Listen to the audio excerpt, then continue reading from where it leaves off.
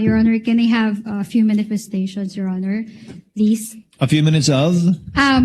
Few manifestations lang po, Your Honor.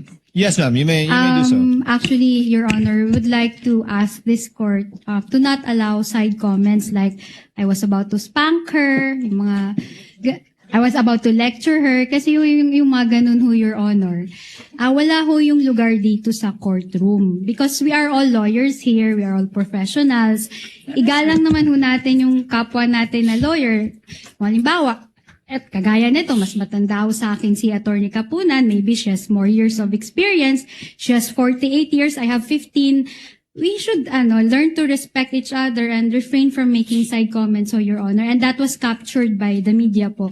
So that is our request, Your Honor, to just remind the counsel not to make those kinds of remarks. Thank you. Attorney Kapunan already, although you are correct, it was already heard since we're on TV. Attorney Kapunan withdrew that statement earlier, if I remember correctly. Yes, Your Honor. And in fact, I hope it was also part of the records that I promised to behave.